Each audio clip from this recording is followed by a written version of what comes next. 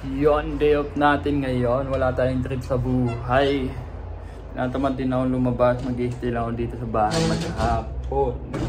At manonood ako ng load na tayo ng Netflix. At dahil dyan, nagugutom na ako. Kakain muna ako, no? Ito yung mga pagkain natin. May naalala. Iyon. Walang ulam. May kanin. Kanin lang. Ito ulam natin. Ready made na siya. Tuna. At konting kanin. Ito pa natin.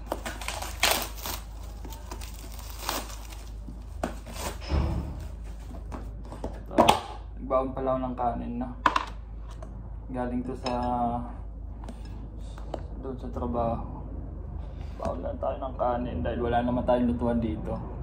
Ano yung trip natin dito? Wala. Ito. Kapit tayo. Gusto ko tong tunan to. Hindi siya ganong alam mo na. Basta gusto ko siya.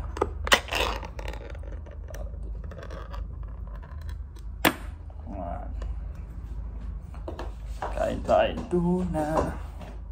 Habang kumakain tayo. Ano ba to? Wala eh. Yan. Habang kumakain tayo, dapat may kinagkukwentuhan tayo.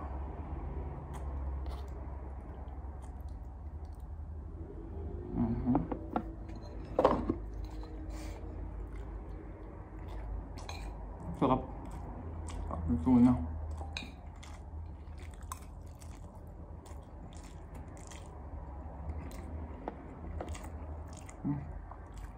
Sarap niya, boy.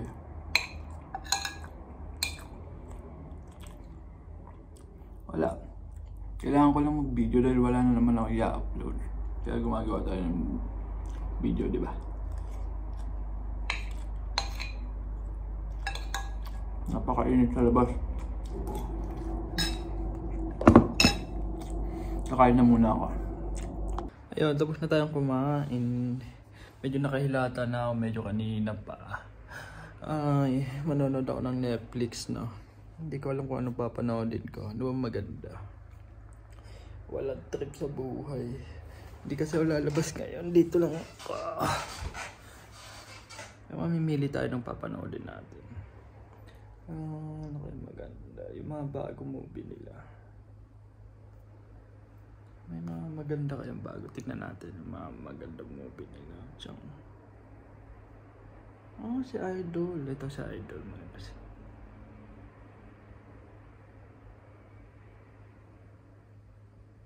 Ito comedy siguro to. Action comedy tayo. Oh. A family affair. Ito na lang, family affair na lang muna, no? Baka may thrill naman ito siya. Papanoodin ko ngayon ito.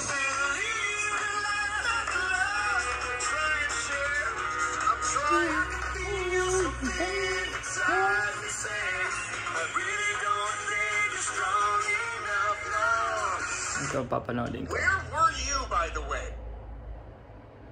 Play na natin to, no? Yung. At manonood na muna ako. Wala tayong trip sa buhay, kaya ito lang muna ang gagawin natin. Intro pa lang, no? Okay na. Mukhang maganda to. Mukhang magugustuhan ko to.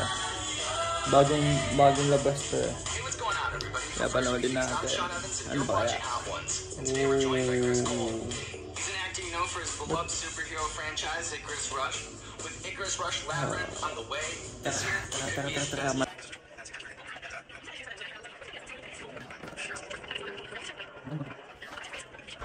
I don't know. Anything different or cool or interesting that I might like? Well, you're not gonna be surprised, but you're gonna like it. You know, I can't remember the last time I was in a grocery store. Well, it blew one up and Icarus won. You know what I'm saying, all right? Like I can't just run around the corner and pick up some ham. Gaya ba kita? Kapag yung nanonood ka pa lang, kakasimula mo pa lang pero Yung tipong inaantok ka na. Medyo inaantok ako. Ugali ka kapag nagsimula na ako manood. Minsan naantok ako.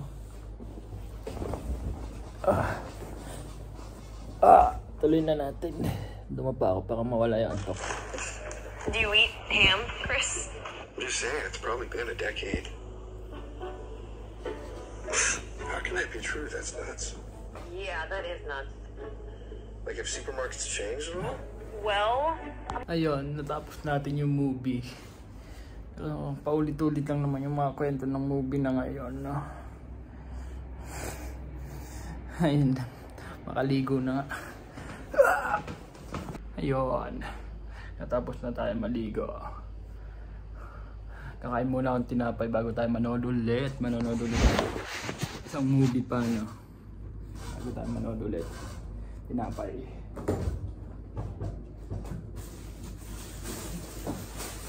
Gutom ako eh. Ayun lang ang tinapay. Bato.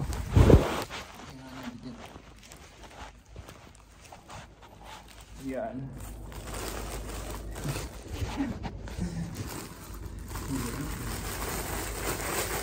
Ito ang tinapay. Tinapay.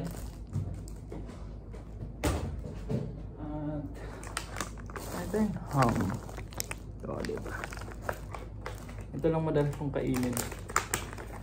Dahil wala nga tayong lutuan dito. Eh yung ready to eat na yung nandito. Lagyan mo ng ham. Yan, okay na yan. Wala na. Sarap. Hindi naman ako naumil dito kahit lagi kong kinakain to. Ito yung almusal ko lang bago pumasok. Tapos pagdating ko dun, minsan late na ako nakakain. Wala na.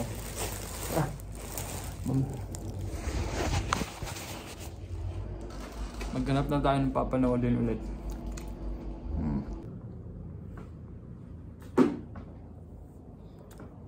Maghanap tayo papanoodin. Okay, maganda. Diyo. Maganda naman yung pinanood ko kanina pero hindi lang nagandaan masyado. Sakto lang. Paulit-ulit na yung kwento, boss. Mga bagong movie. Comedy kaya. O Tagalog movie. May bagong Tagalog pa. Tayo, tumawag si Malum.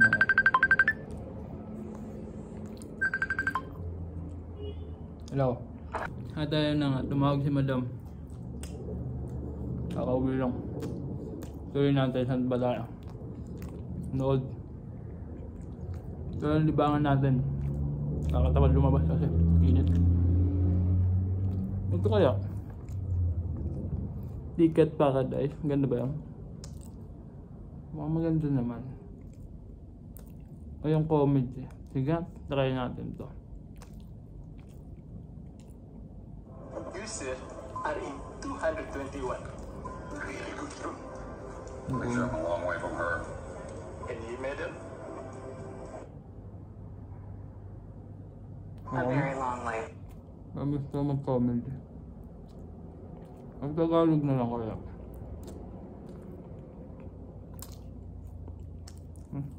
Okay na. Ganda to kasi feeling ko may pagka-action siya. Yeah, diba? Entrance pa lang, wow. Kaya tingin ko magugustuhan ko tong movie na to. Yeah, medyo lang natin lalapag ko lang. Siyempre dapat abang yung anak niya oh. Parang mga gantong kwentuhan eh tingin ko merong hinggantihan nung nangyayari dito. Pero bagang yun, nauhaw ako. Kailangan ko munang uminom. Tao lang din tayo, kailangan natin uminom.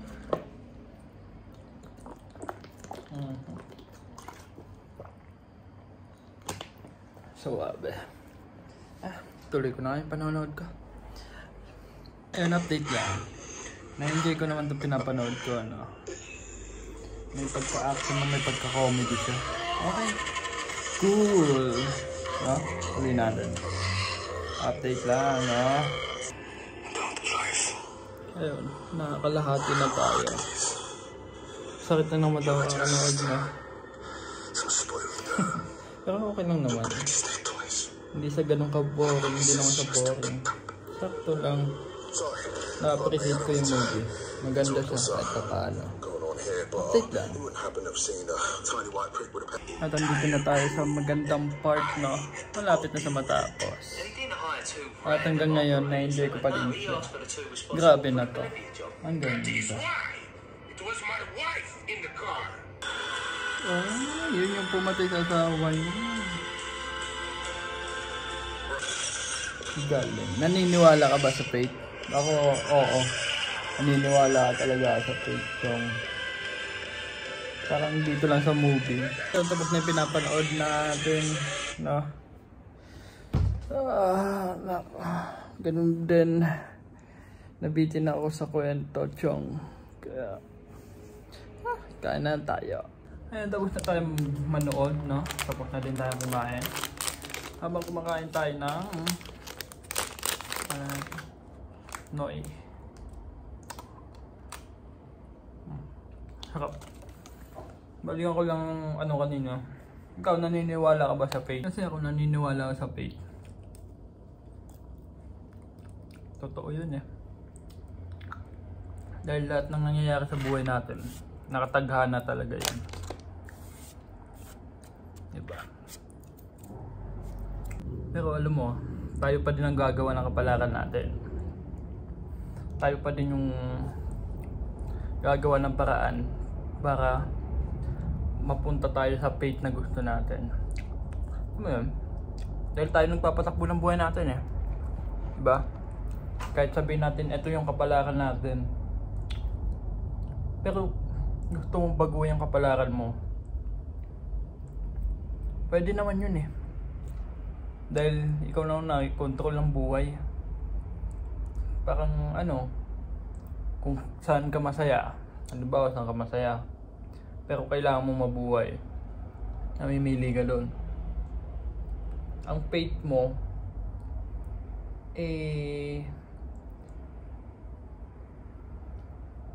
magtrabaho ng magtrabaho. Kasi kung di ka magtatrabaho,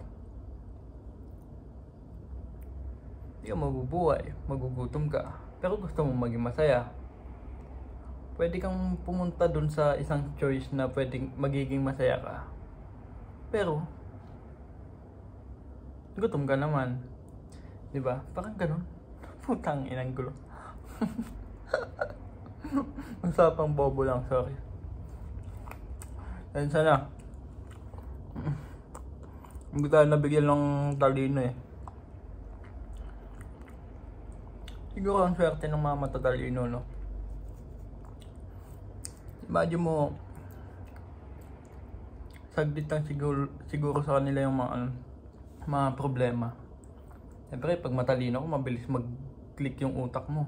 Ting! Isang ganun lang. Eh kapag hindi ka naman nabigyan ng masyadong talino, bagal ano ng utak mo, naglalag. Saka mas nababagalan ka din na i-solve yung problema mo. Hindi kaya kapag matalino, saglit lang nila yun dahil yung utak nila kusang, ano ba yun? Kusang nagbibigay ng solusyon. Siguro ganun yun, hindi ko sigurado. Makatulog na. Ako na. Sa video na to, walang meron dito. Ginawa ko lang to kasi gusto ko may ma-upload. Ayun lang. Tutulog na ako. Pag uubos na ito, tutulog na ha.